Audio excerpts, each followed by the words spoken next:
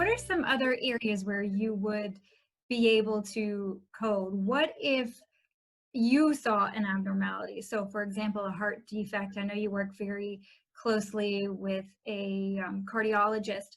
How would that work using Trice Imaging? Let's say I look at this heart and I think there's something abnormal, although this is a nice example of normal, but let's say I thought this was abnormal, and I would send this to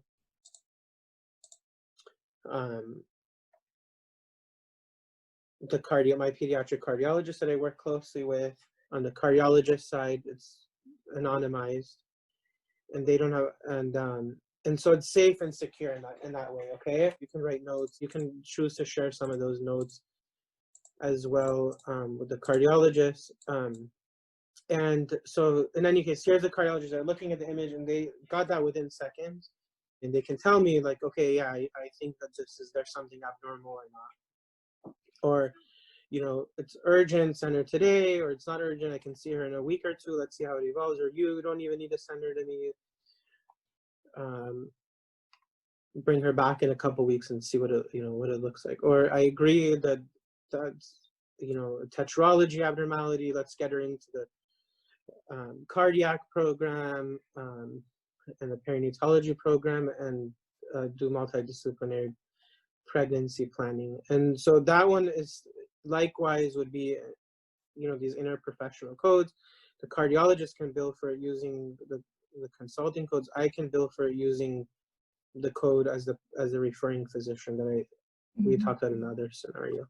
So what would be kind of the required components of this consultation, this referral out, in order for yourself to bill for it and the referring physician? What exactly has to take place?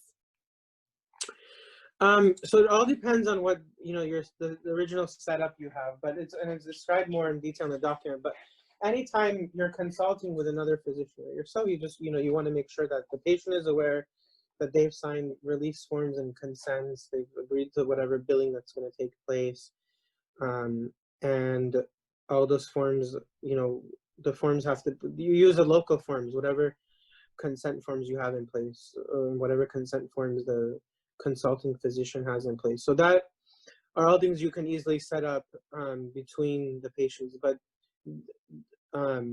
within your office and between your subspecialist or primary referring doctors, you can have all that stuff already organized ahead of time.